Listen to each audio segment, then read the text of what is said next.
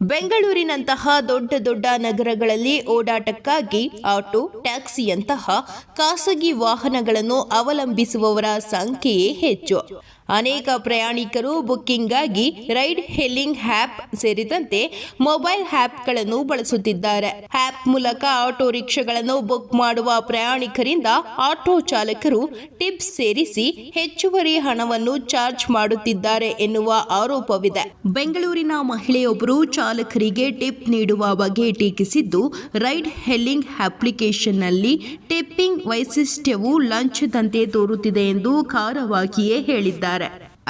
ದ್ವಿಜಾಕ್ಸೋ ಹೆಸರಿನ ಎಕ್ಸ್ ಖಾತೆಯಲ್ಲಿ ಪೋಸ್ಟ್ ಒಂದು ಶೇರ್ ಮಾಡಿರುವ ಬೆಂಗಳೂರಿನ ಮಹಿಳೆಯೊಬ್ಬರು, ಬೆಂಗಳೂರು ಆಟೋ ಬುಕ್ಕಿಂಗ್ ಅಪ್ಲಿಕೇಶನ್ಗಳ ಬಗ್ಗೆ ಹೇಳಲು ನನಗೆ ತುಂಬಾ ವಿಷಾದವಾಗಿದೆ.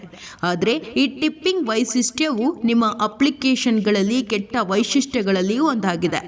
ಇದು ನಿಮ್ಮ ವಿನಂತಿಯನ್ನು ಸ್ವೀಕರಿಸಲು ಚಾಲಕರಿಗೆ ಲಂಚ ನೀಡಿದಂತೆ.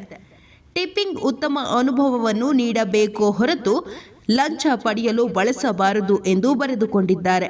ಈ ಪೋಸ್ಟ್ ಒಂದು ಸೋಷಿಯಲ್ ಮೀಡಿಯಾದಲ್ಲಿ ಶೇರ್ ಮಾಡಿಕೊಳ್ಳುತ್ತಿದ್ದಂತೆ ಬಳಕೆದಾರರು ಈ ಮಹಿಳೆಯ ಅಭಿಪ್ರಾಯವನ್ನು ಒಪ್ಪಿಕೊಂಡಿದ್ದಾರೆ. ಆಟೋ ಚಾಲಕರು ಟಿಪ್ ಇಲ್ಲದೆ ಆಟೋ ಬುಕ್ಕಿಂಗ್ ಸ್ವೀಕರಿಸುವುದಿಲ್ಲ, ಇದು ಕಟು ವಾಸ್ತವ ಎಂದು ಕಮೆಂಟ್ ಮಾಡಿದ್ದಾರೆ.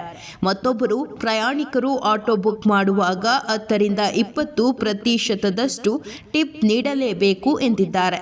ಇನ್ನೊಬ್ಬರು, ದಿನ ಕಳೆದಂತೆ ಆಟೋ ಬುಕ್ಕಿಂಗ್ ಮಾಡುವಾಗ ಟಿಪ್ ನೀಡುವುದು ಲಂಚದಂತೆ ಆಗುತ್ತಿದೆ. ನಮ್ಮ ಅಗತ್ಯಕ್ಕಾಗಿ ಈ ರೀತಿ ಹೆಚ್ಚುವರಿ ಹಣ ಕೊಡುವುದು ಅನಿವಾರ್ಯವಾಗಿದೆ ಎಂದಿದ್ದಾರೆ.